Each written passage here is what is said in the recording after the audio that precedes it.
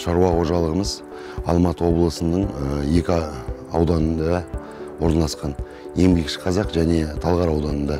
Турциялық және де немістің, және айта керек болсақ өзіміздің жергілікті қазақстандық Будан деген компанияның жүгерінің түрлері егілген. Бұл жерде әрқайсысы жаңағы ФАО деп айтылады. 350-лік ерте егілетін және де силысқа дейінгі 700-лік ФАО-ға дейін егілген. Осы таңда осы процесс бойынша егілуден бастап біздің студенттер осы таңда орып алғанға дейінгі орталықта өздерінің оқу тәжірибе жұмыстарын жүргізу үстінде. Және айта кетерлік болсақ, біз толықтай қамтылған техникалық Қазақстан Беларусьтық техника орталығымен жұмыс жасау үстіндеміз.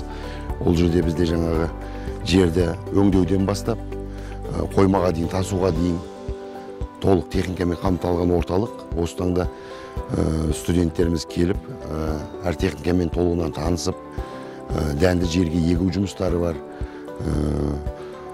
Оған қанша тұқым түсу керек, қанша норма деп айтылады ғой.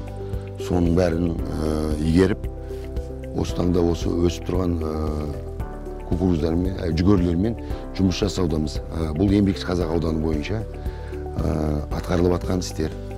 Тәжірибе алаңымызда қазіргі таңда қазақстандық 7 сорт жүгері егілген, және түрік мемлекетінен алынып келінген гибрид жүгерлердің 4 түрі егілген. Германиядан алып келінген КВС деген компанияның 5 түрлі тұқым егілген. Біз енді тәжірибе алаңы болғаннан кейін біздің жаңағы ауа райының қолайлығына, қайсысы жерімізге бейімді екенін, және де соның өнімділігі қалай арттыру мақсатында осындай компаниялармен жұмыс жасау үстіндеміз. Және де бізден сахарный сорга деп айтылады. Сахарный соргадан биыл бірінші рет егіп, жалпы нәтижесі жаман емес. Қазір соны Алла қаласа алдыңғы апталарда орып, нәтижесін айтып, таныстырып, айтып жататын боламыз.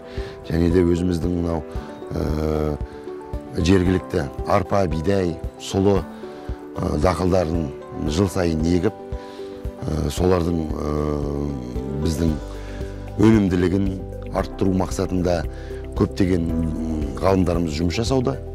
Өзіміздің проектілер бойынша, және де Қазақстанда бізде қазір жалпы Қазақстан емес, жалпы әлем бойынша туындап жатқан мәселе су мәселесі. Жаңағы жылдан жылға арықтарда су азайып, жаңағы ледниктер дейді ғой, тау басында қарлар азайған себепті су мәселесі өте қиындау болғандықтан біздің су ресурстар факультетінің ғылымдары келіп жұмыс жасап, қазіргі таңда жаңа технология бойынша арық деп айтылады ғой, каналдар, водосточный каналдармен жұмыс істеуде жеңіл және оңай құрылатын каналдардың және водоразделитель су бөлінетін орталықтарды жұмыс жасап, өздерінің тәжірибелерін осы өзіміздің оқу тәжірибе шаруашылығында істерін көрсетіп жатыр. Және де біздің қазір орман ресурстар факультеті павлония ағашын 3-ші жыл биыл 3-ші жыл болды. Павлония ағаштарымен жұмыс жасап, өздерінің нәтижелерін көрсетіп, бір жылдықта павлония ағаштарының 3 метрлік биіктік деңгейінде өсіп жеткен нәтижелері бар.